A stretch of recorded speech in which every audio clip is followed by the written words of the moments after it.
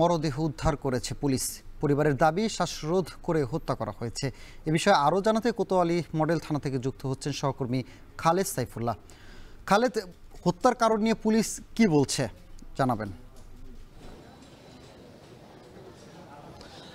সানি, গতকাল রাতে কুমিল্লা নগরীর কালিয়াজুড়ি এলাকায় একটি ভাড়া বাসায় থাকতেন যে পরিবারটি, সানি রিন্তি নাম মেয়েটির, সুমাইয়া আফরিন রিন্তি, কুমিল্লা বিশ্ববিদ্যালয়ের লোক প্রশাসন তৃতীয় বর্ষের ছাত্রী। রিন্তি এবং তার মায়ের মরদেহ উদ্ধার করে পুলিশ এবং সকালে সিআইডি রাতে ক্রাইম সিন ইনভেস্টিগেশন করে এবং সকালে লাশ ময়নাতদন্তের জন্য নিয়ে আসে এবং প্রথমে কোতোয়ালি থানার কিন্তু সেই লাশ দুটি রাখা মরদেহ দুটি রাখা হয় এবং পুলিশের সাথে আমরা কিছুক্ষণ আগে কথা বলেছি। তারা বলছেন যে কোতোয়ালি থানার ওসি তিনি ঘটনাস্থল পরিদর্শন করেছেন। তিনি জানিয়েছেন যে নিহতের বিশেষ করে রিন্তির গলায় কালো দাগ ছিল এবং বিছানায় রক্তের দাগ পেয়েছেন এবং তার মায়ের গলায়ও ছাপ পেয়েছেন। অর্থাৎ ধারণা করা হচ্ছে যে শ্বাসরোধ করে কোনোভাবেই তাদেরকে হত্যা করা হয়েছে এবং তাদের পরিবারে আরও দুই ভাই আছেন যারা আমাদেরকে জানিয়েছেন যে এটি একটি হত্যাকাণ্ড এবং শ্বাসরোধ করেই হত্যা করা হয়েছে বলে তারা ধারণা করছেন।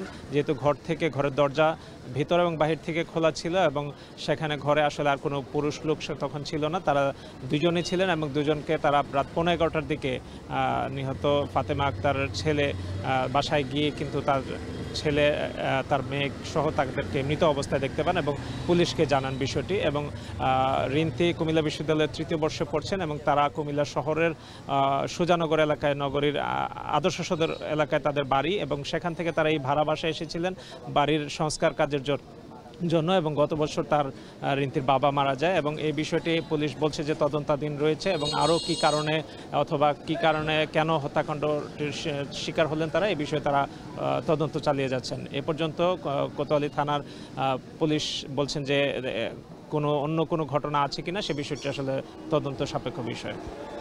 সানি, কুমিল্লায় মা মেয়ের হত্যাকাণ্ডের খবর জানাচ্ছিলেন সহকর্মী খালেদ সাইফুল্লাহ।